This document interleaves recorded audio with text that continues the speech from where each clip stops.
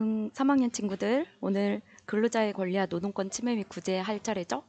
자, 한번 해봅시다. 교과서는 어디 준비하셔야 되냐면, 자, 교과서 여기 근로자의 권리와 노동권 침해 및 구제 20페이지 준비하셨나요? 여기 준비하시고, 그리고 학습지는 헌법에 보장된 근로자의 권리는 무엇이 있을까?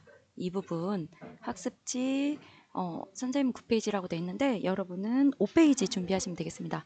선생님 다 나눠드린 거 가지고 계시는 거 맞죠? 그리고 준비되셨으면은 수업 시작할게요. 학습지 상단에 이전차시 진단평가 부분 보시면서 가실게요. 지난 시간에 한 거 복습하고 가시는 거예요. 땡땡은 국가기관에 자신의 사정을 말하고 어떤 조치를 취해줄 것을 희망하는 일로 국가인권위원회 제기할 수 있다. 국가인권위원회 뭐라고 했었죠? 국가인권위원회는 뭐? 국가인권위원회 하면 뭐라고 이렇게 바로 연결하라고 했었었죠? 뭐예요? 진정이 되겠습니다. 옳지. 국가인권위원회는 진정. 국민권익위원회는 뭐였었죠? 아, 고충이 너무 심합니다. 그래서 무슨 민원 넣는다고 했었죠? 고충민원. 국가인권위원회는 진정, 국민권익위원회는 고충민원 두 개 헷갈리지 마시고요. 자, 2번. 공권력에 의해 기본권을 침해당한 사람은 헌법재판소에 뭐를 청구할 수 있다? 무슨 소원? 헌법소원 청구할 수 있다라고 했었죠. 헌법소원. 네. 자, 이번 시간 학습 목표는 헌법에 보장된 근로자의 권리를 이해할 수 있다라고 해서 근로자란 무엇인가, 누구인가, 근로자 구분 먼저 해보실 거고요. 그리고 근로의 권리, 의미 한번 알아보고 그리고 근로자의 권리, 노동 3권까지 쭉 한번 해보실 거예요. 근로자의 권리, 근로의 권리, 노동상권, 단결권, 단체 교섭권, 단체 행동권 이런 거 이번 시간에 배울 거구나 라고 한번 미리 봤습니다. 영상 자료 보시면서 이번 시간에 배울 거 한번 쭉 훑어보실게요.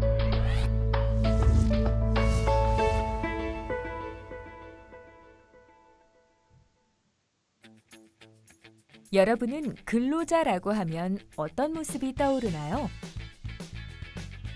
혹시 회사나 공장에서 일하는 사람들의 모습이 떠올랐나요? 이처럼 근로자라고 하면 일반적으로 회사나 공장에서 일하는 사람이라고 생각하기 쉽습니다. 그러나 근로자는 직업의 종류와 근로 기간에 상관없이 사용자에게 노동을 제공하고 임금을 받는 모든 사람을 의미합니다. 국가기관에서 일하는 공무원이나 일정 기간만 일하는 사람들도 모두 근로자인 것이죠. 그럼 근로자의 권리에는 어떠한 것이 있을까요?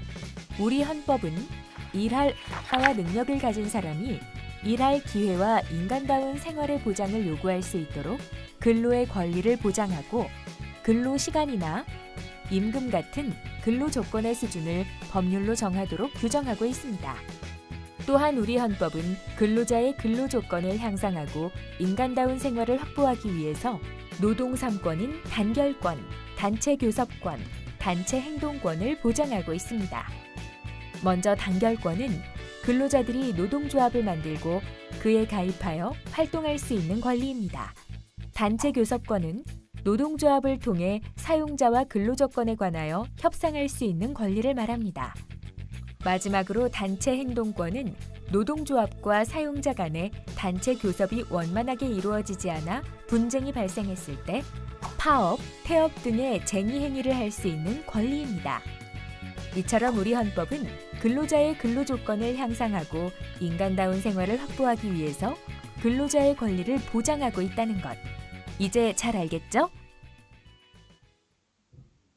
네, 이제 잘 알겠죠? 자, 그러면 근로자란 누굴까 한번 해보도록 할게요. 자, 쭉 우리가 이번 시간에 배울 거 살펴보셨는데 자, 20페이지, 교과서 20페이지에 생각을 여는 활동 근로자는 누구일까 한번 해볼게요.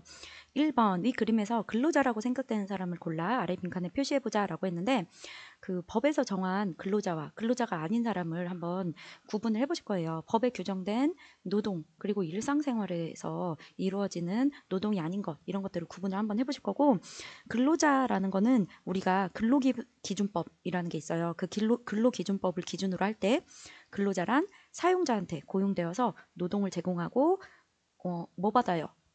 노동 제공하면 뭐 받죠? 월급, 시급 뭐 이런 거 받죠. 그거를 임금이라고 합니다. 임금을 받는 사람을 우리가 근로자라고 하거든요. 그 근로자를 한번 우리가 구분을 해보자라는 거예요.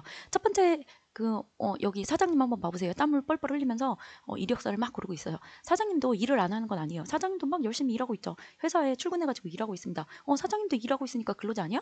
라고 하지만 뭐 직원을 뽑는 것도 보통 일이 아니네 하면서 막 땀 뻘뻘 흘리면서 일하고 있어요. 선생님 사장님도 일하고 있으니까 근로자 아니에요? 라고 할 수 있지만 사장님은 근로자가 아닙니다. 왜 그러죠? 그렇죠. 고용되어서 노동을 제공하는 게 아니라 본인이 고용을 하는 사람이죠. 노동을 제공하는 게 아니고 노동력을 사용하는 사람이에요. 그래서 사장님을 사용자라고 합니다. 근로자라고 하지 않죠. 사장님은 근로자가 아니구나. 사장님은 아니고 이제 이 밑에 근무 조건이 좋은 회사에서 일할 수 있어서 다행이야 라고 해가지고 나사를 막 조이고 있습니다. 뭐예요? 누가 봐도 근로자가 되겠죠. 공장에서 취직해서 일을 하고 있는 사람이 되겠죠. 그리고 알바. 편의점에서 아르바이트생인 것 같아요. 일이 많으니 시급을 올려달라고 해야 되겠어. 시급을 받는 단기 아르바이트생. 근로자라고 할 수 있을까요? 선생님 그냥 단기 아르바이트생은 정직원도 아니고 이거 근로자 아닌 거 아니에요? 라고 물어볼 수 있죠. 맞습니다. 알바생도 근로기준법상 사용자한테 고용되어서 노동력을 제공하고 임금, 시급을 받잖아요. 그래서 알바생도 마찬가지로 근로자에 해당한다라고 보시면 되겠습니다. 저 시청의 공무원 한번 보실게요. 시청의 공무원. 선생님 공무원은 우리가 일반적으로 근로자라고 보면은 회사나 공장이나 뭐 이런 데 취직해가지고 회사 같은 데 취직해서 일하는 사람들을 근로자라고 하잖아요. 그러면 시청이나 뭐 이런 데 공무원들은 근로자 아닌 거 아니에요? 라고 우리가 헷갈릴 수 있죠. 공무원도 마찬가지로 노동을 제공하고 임금을 받기 때문에 공무원도 근로자에 해당하죠. 그런데 이 밑에 땀 막 흘리면서 빨래 널고 있습니다. 오늘따라 집안일이 많네. 막 가사노동이죠. 가사노동은 뭐예요? 노동력을 제공하긴 하지만 뭐를 안 받죠? 그렇죠. 임금을 안 받잖아요. 그래서 가사노동은 근로기준법상 그 법에 규정된 노동이라고 보지 않습니다. 일상생활에서 가사노동은 그렇기 때문에 근로기준법상 근로자에 해당하지 않죠. 쭉 구분이 되시죠? 그럼 체크 1번 문제 해결됐고 이래서 고른 사람들 근로자라고 생각하는 이유를 써보자라고 했는데 이거는 각자 정리를 해보시면 되겠습니다. 깨알같이 적혀져 있는데 이거는 정리하고 싶은 친구는 잠깐 일시정지해서 나중에 정리를 하도록 하고 굳이 꼭 내가 정리하겠다라고 하면은 반면 밑에서 세 번째 근로자를 고용하는 사장과 자기 집에서 가사노동을 하는 사람은 고용되어 일하지 않고 임금을 받지 않으므로 근로자가 아니다. 근로자는 고용되어 일한다. 임금을 받는다. 라고 해서 개념 정리를 하시면 되겠고요. 그 개념 정리는 학습지에다가 하시면 돼요. 학습지 보실게요. 개념 정리. 자, 옳지. 학습지 보시면 학습지 5페이지. 자, 직업 근로자란 그렇죠. 직업의 종류와 근로기간에 상관없이 사용자에게 뭐를 제공하고 뭐 제공하는 거예요? 근로자가 뭘 제공해요? 옳지. 노동을 제공하고 뭐 받는 사람이에요? 월급, 시급, 돈. 그렇죠. 그걸 뭐라고 부른다? 임금을 받는 모든 사람, 이 사람들을 근로자라고 합니다. 공무원이나 일정 기간만 일하는 사람들을 모두 다 포함해서 근로자라고 부른다라는 거죠. 반면 근로자를 채용하거나 해고하고 근로자에 대해 지휘, 감독할 책임을 지는 사람, 이 사람은 뭐라고 부른다라고 했었죠? 사용자라고 부른다라고 했었죠. 선생님 왜 사장님은 그냥 사용자라고 불러요? 그 사회 용어로 그렇게 부르자라고 우리가 약속을 한 거예요. 노동을 사용한다라고 해서 사용자라고 부르자라고 약속을 한 것 같습니다.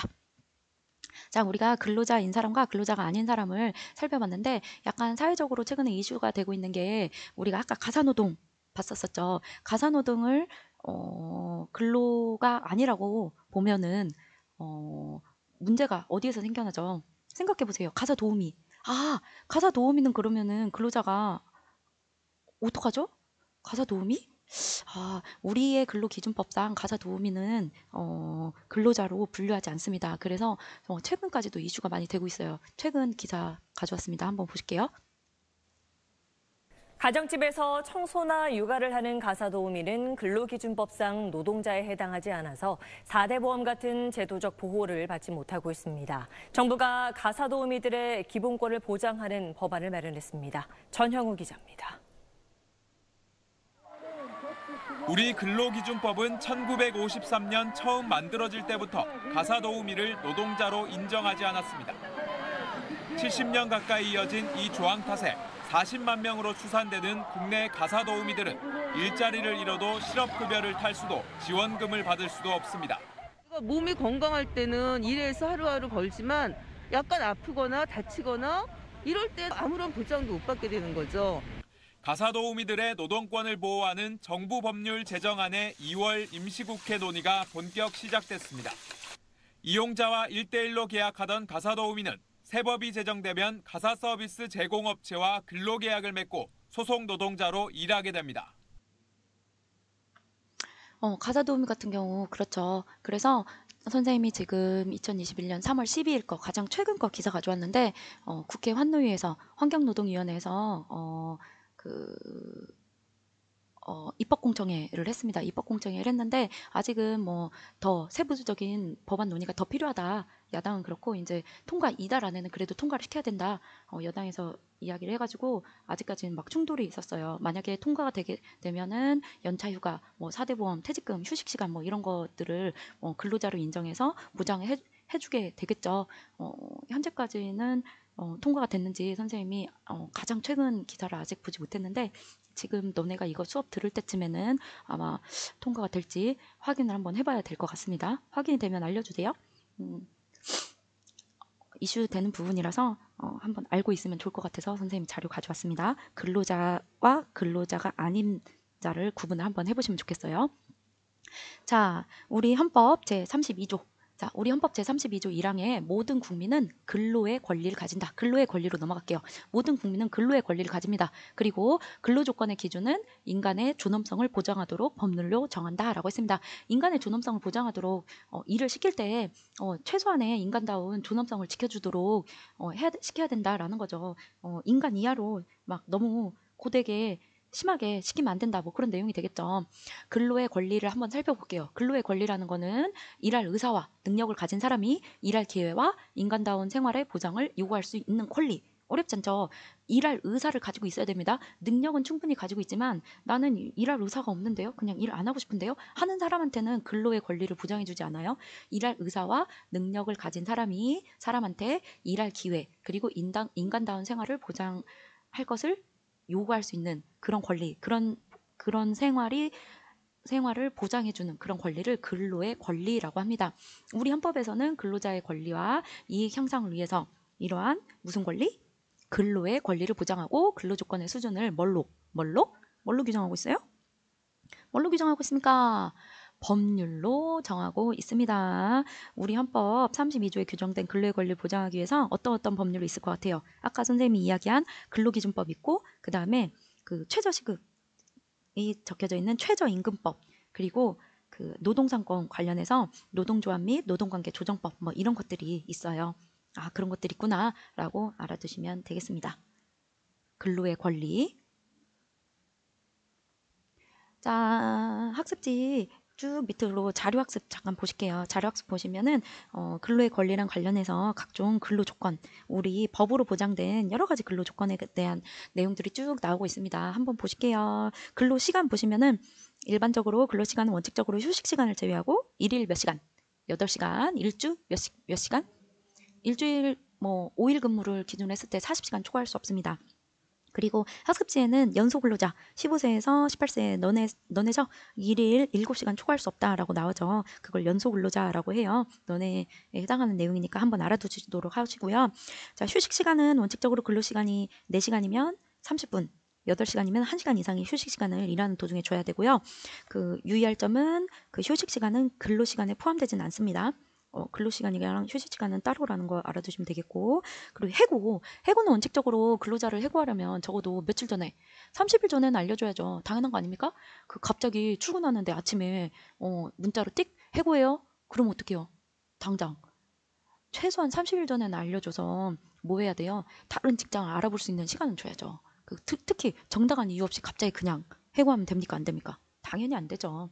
그 해고 그리고 임금은 원칙적으로 매달 1회 이상 일정한 날짜에 아무 때나 막 그냥 줬다 안 줬다 막 그렇게 하면 안 되고 본인에게 직접 통화로 갑자기 뭐 이를테면 뭐 오리온 회사에 다녀요. 자꾸 오리온을 예를 들어 죄송합니다.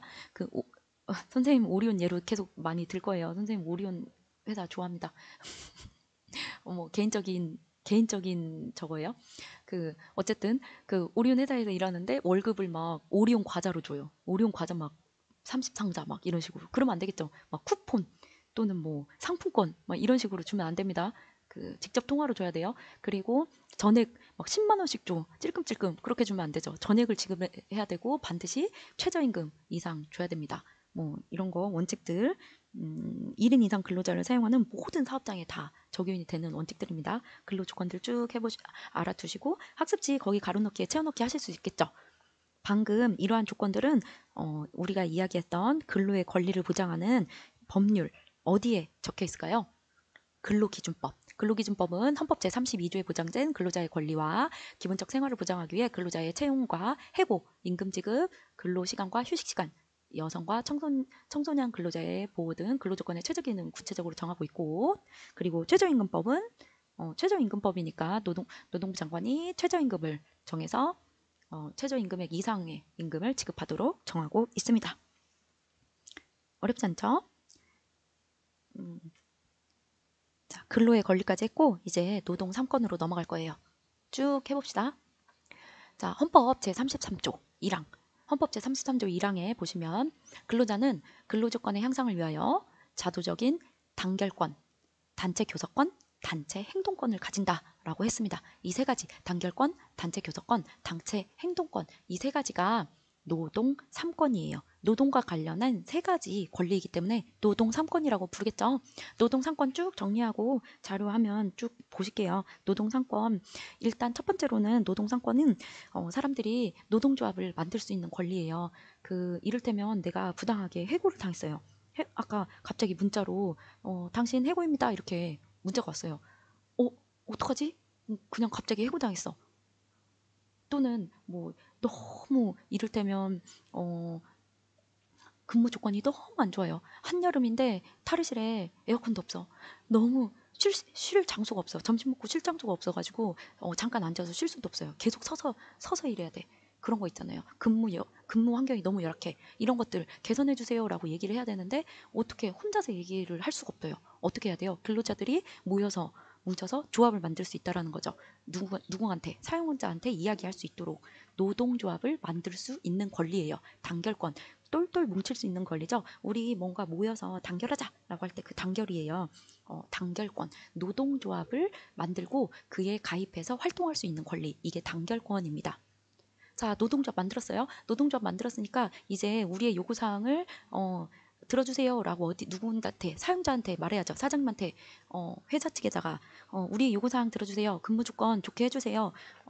근무 환경 좋게 만들어주세요. 해고 취소해주세요. 해고자 복직시켜주세요. 억울하게 해고된 사람 복직시켜주세요. 라고 이야기해야 되죠. 어떻게? 협상해야 되죠.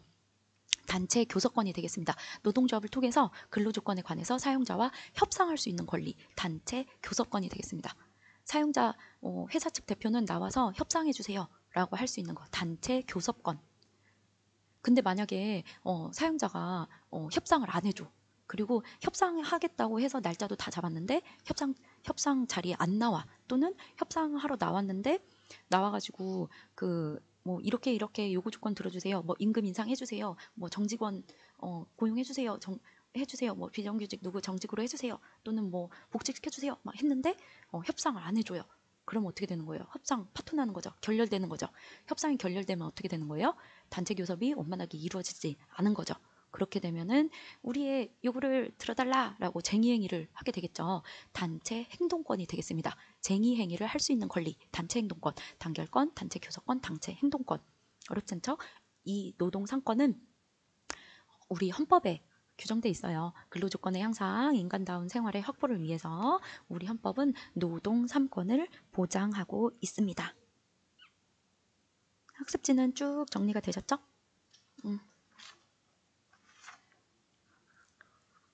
이 내용과 관련해서 선생님이 영상 자료를 또 준비를 해왔어요.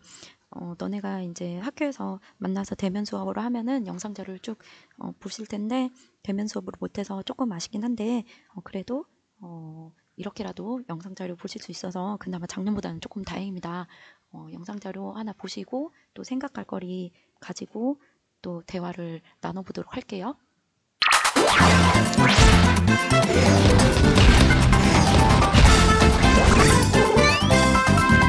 한선 여사님. 3개월 후에 드디어 정직원이 되십니다.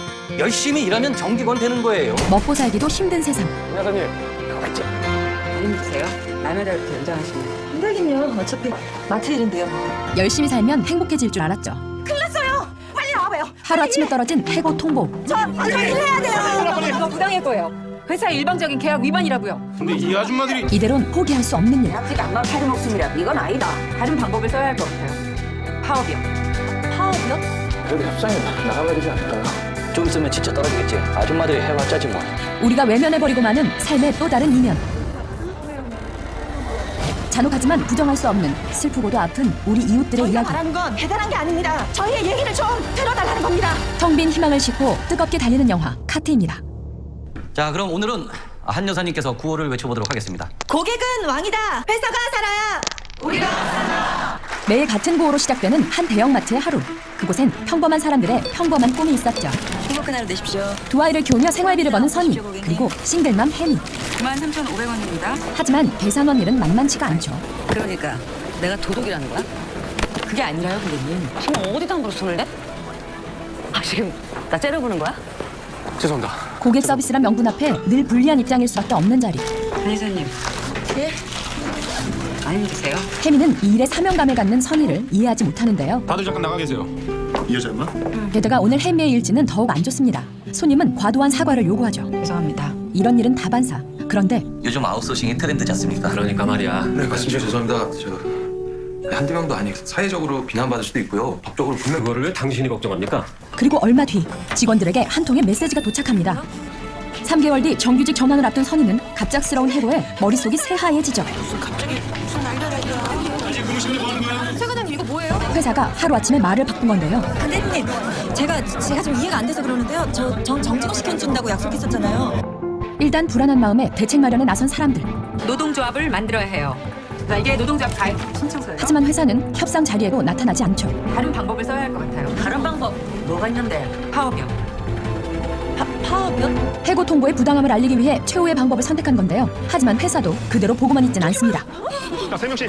아르바이트생을 투입. 어떻게든 파업을 막아보려 하죠. 힘으로 모든 걸 해결하려는 회사. 그렇게 그녀들이 넘어야 할 산은 높고도 험하기만 합니다. 영화는 한국 상업 영화사상 처음으로 비정규직의 문제를 정면으로 다루는데요. 대형마트에서 벌어진 실화를 바탕으로 만들어져 더 큰 화제를 모았죠. 불법 점거하고 계시는 거거든요. 무거운 주제임에도 불구하고 뜨거운 관심을 받았던 작품. 하지만 할리우드 대작에 밀려 잠시 그 열기가 주춤했었는데요. 그래도 이 사회에 꼭 필요한 영화의 메시지는 많은 이들의 가슴에 큰 울림을 주었습니다. 불법은 회사가 먼저 저질렀잖아요. 앞으로 어떻게 될까요? 특히 이 영화를 주목할 수밖에 없는 이유.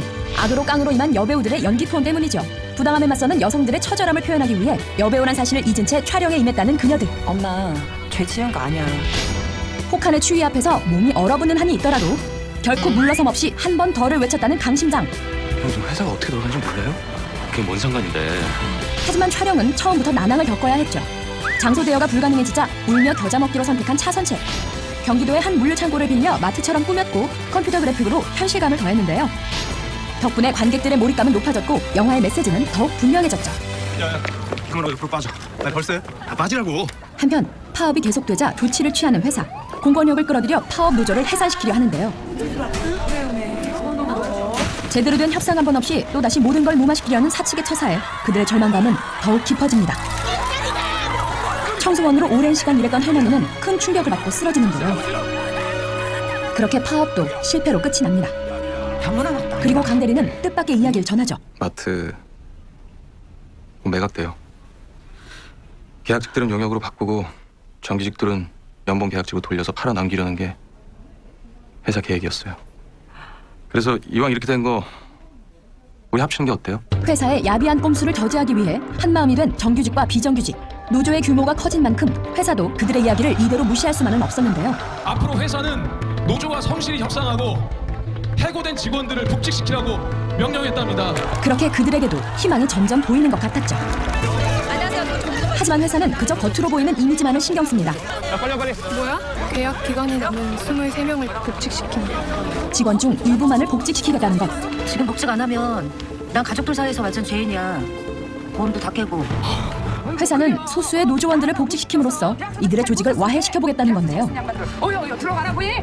그동안 우리 누구는 복직하고 누구는 복직 못하고 이렇게 되려고 싸웠던 건 아니라는 거죠. 다 까놓고 말해서 집에서도 홈보러 오라고 나는 난리야. 이런 회사의 처사는 예상대로 노조의 분열을 만듭니다.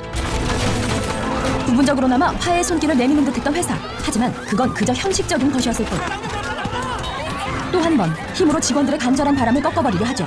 그리고 혜미의 아들이 크게 다치고 맙니다.